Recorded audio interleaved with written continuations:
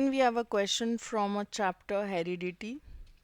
So these are some point based on chromosomes and they are asking you choose the correct statements accordingly.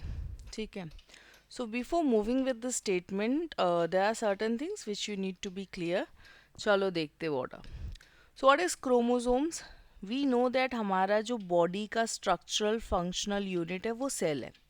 तो cell जो है ना इसके अंदर क्या प्रेजेंट होता है, न्यूक्लियस होता है.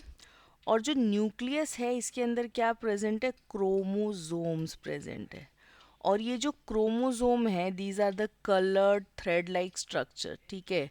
So these are colored thread like structure.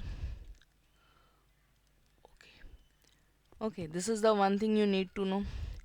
Second thing is that it is जो क्रोमोसोम है this is composed of DNA.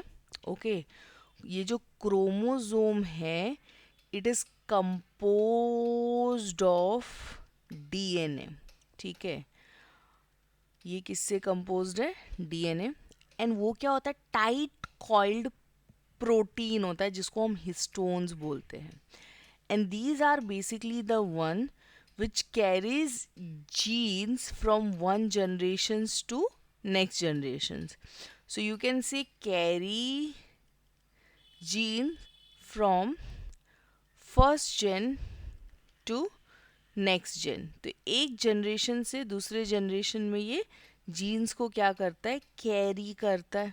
Okay, then do you know that ये जो क्रोमोसोम्स है these are not visible under microscope. ठीक है.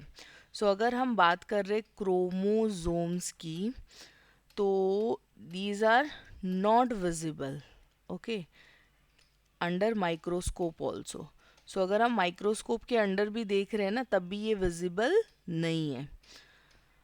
सो कैसे दिखते हैं ये, they are visible only during the process of cell division. ठीक है, तो ये सिर्फ और सिर्फ आपको तभी दिखाई देते हैं, they are visible only only during cell division. Okay, so these are important things that you need to know to answer this question. So chalo, now we'll try to. Okay, so coming up with the very first one, they are saying carries heredity informations from parent to next generation.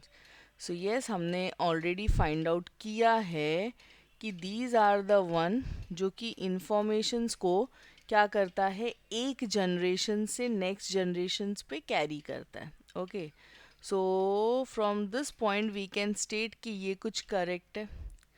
Are thread like structure, yes, these are the coloured thread like structure. Always exist in pair, इसके respect से बात करते हैं. Fourth one क्या है, are involve in the process of cell division. Yes, they are involve in a process of cell division. What is with respect to pair वो भी देख लेते हैं. यूजुअली क्या होता है ना, देर आर 46 क्रोमोसोम्स. ठीक है, कितने क्रोमोसोम्स होते हैं, 46 chromosomes are there. There are 46 chromosomes. और ये 23 कैसे होते, पेयर्स में होते. But sometimes there is a possibility of abnormalities and उसके केस में ज़रूरी नहीं है कि वो पेयर में हो, वहाँ पे वो पेयर में नहीं होते. तो accordingly we can state third statement is incorrect. So first, second and fourth statement are the correct one. So from this we come to know option C जो है ये हमारा correct statement है. Okay, I hope you all are clear with this. Thank you.